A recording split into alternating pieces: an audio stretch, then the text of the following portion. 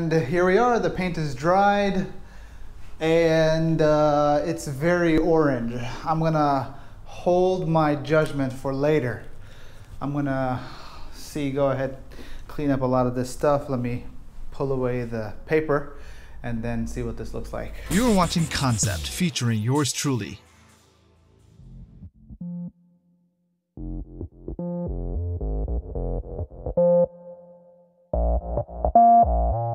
Actually not bad. I think my initial first negative and seemingly negative impression was coming from the contrast that the orange was making with the blue, but the orange and the white actually look really good. In fact, I really like it. Now the only issue is I gotta make a shout out to KD Kahari Dixon about the tip for white balancing. No doubt, definitely gotta make sure that whenever I'm recording, it's actually orange and not some other color. White balance that. Turns out, I think overall, at first glance, I like the orange and white combo. Goes wonderfully. I think there's an energy, positive, vibrant autumn blaze. Although, ideally, I think for the future, make a note if it was a little bit yellower or a little bit redder. And I was hoping for more red blaze-like color. That would have been pretty cool. But it's kind of got like that sandy look. And who knows, maybe I can play around with it in the future, or not, we'll see. I started listening to this book called The Life-Changing Magic of Tidying Up by Marie Kondo. She's a Japanese, apparently there's a reality show out, and so I hadn't seen any of the episodes, but I heard a lot of good stuff about the book. And the last time, there's 2 times in my life that I can say that I have basically taken the time to seriously, I guess, discard and declutter things from my life. First time was when I was in college one time. I read Getting Things Done by David Allen. Wonderful book if you are looking for a primer or a starter on getting things done and productivity. David Allen's work was, I think, integral, at least for me at the time, and I still use a lot of his stuff. And then the next major thing was, post-divorce and relocating to Houston. There was a lot of things I just got rid of in terms of this idea of like, hey, you know what, I'm relocating, not even to a different new home, but to the other side of the country. And so I really came with whatever I could fit in my car. Everything else had to go. And so now that I'm moving to a new apartment, and as we're moving, I just finished up some of the painting that we did here. Now you saw already the office that I did, which is the pumpkin orange, but I absolutely love the lilac purple that we just did. And we just finished painting the bedroom into this coral. In fact, this is a much beautiful color, very complementary to the lilac over here. And this is something that I recommend, guys. Definitely let the missus and let the women in your family pick out the colors as brilliantly as you think you're a designer. I think part of it, that orange was picked several years ago. I still had the paint bucket, I never used it. And again, the impression that I had regarding what that was going to be is a little bit different.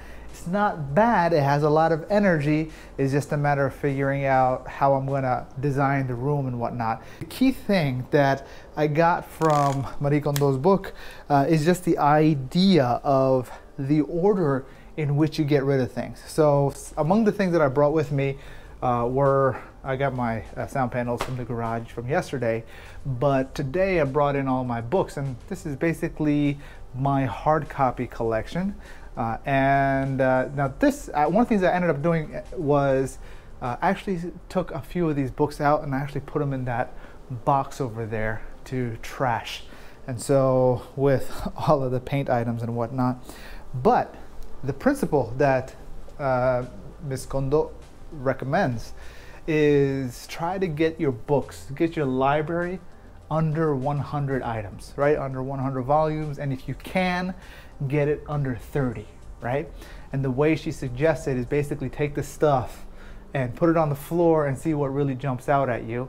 I actually did some of that. Right now I am definitely under 100, and so, but this is basically what my library looks like. I got my history books right over here. A lot of it has to do with history stuff that I was reading in relation to the Falcon of Spain. Then we got some of our geek digital books in terms of data science, Excel, and analytics. Then I got my whole filmmaking collection right over here in terms of books that I have decided to keep. And then we have here my marketing books. These are the books I've decided to keep with me. And then from here, I got some of, I got these two actually I borrowed, I gotta return them. But these are graphic novels I've kept. My health and fitness collection, which is basically these 3 books that I decided to keep. And those are my wife's books, so I'm not gonna touch them. And this is my wife's book, got it as a gift. This is a jiu-jitsu book. And these are books basically I'm currently reading. I actually finished this book. I am currently reading this book. And I'm using this book as a reference, which is Katan Bunkai of Goju Ryo Karate. And I finished that book just recently. It's a matter of just applying some of the stuff, reading this book, but currently actively listening to this book through the audio. This is a new getting things done kind of stuff, but more on an organizational level. So that's basically where I'm at. It's just this idea of tidying up and getting rid of things that you don't need. And if you do need to keep them, how long do you keep them? In the book, Marie Kondo basically talks about her process of how to tidy up. And one of them is basically, she says, start off with your clothes, right? And then from there, go to your books, and then go into your papers. I've been taking notes. Then go into your miscellaneous items, and then emotional sentimentals. And she says that start with the 2 primary items, your clothes and books, where you can definitely discard a lot of, and then go to your papers. So since I started with the books, I brought them in here, starting to discard them. Next is probably going to be the clothes. I can already imagine right now all the different clothes that I'm probably going to be getting rid of. So, and one of the things that she mentions, and I found it to be a point of gratitude. Now she approaches it from, I guess, a traditional Japanese style, where giving, I guess, a sense of life to the inanimate object. She gives the example of a cell phone that she used to have, the old flip phone.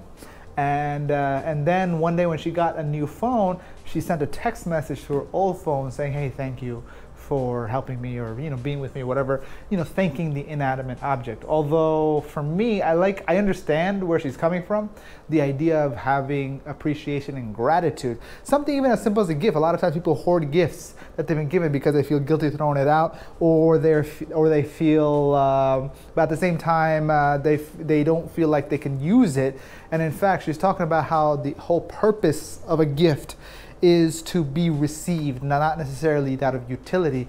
And so the fact that you don't have any use for it is irrelevant.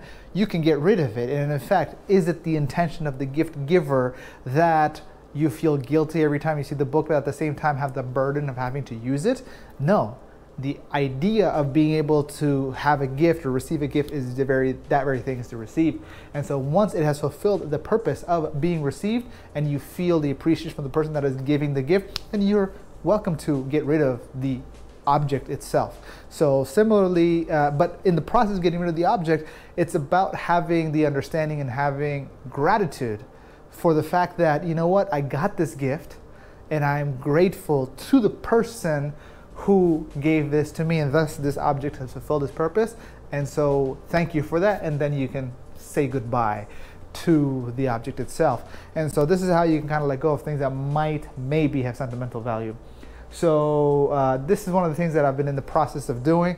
And it's you feel lighter, You feel like there's certain things that, okay, you know what, now your mind is open to let go of things. It's not so much about the object. The object was intended to fulfill purpose, and you can let go of it and just be grateful during the time that you have the object, and then when you let go of it, be grateful for what you had. And the famous saying of Dr. Seuss, don't be sad that it's over, but be happy and grateful that it happened. I'll see you guys later. Thanks for watching, and remember to subscribe, like, and share with your friends, and I'll see you soon.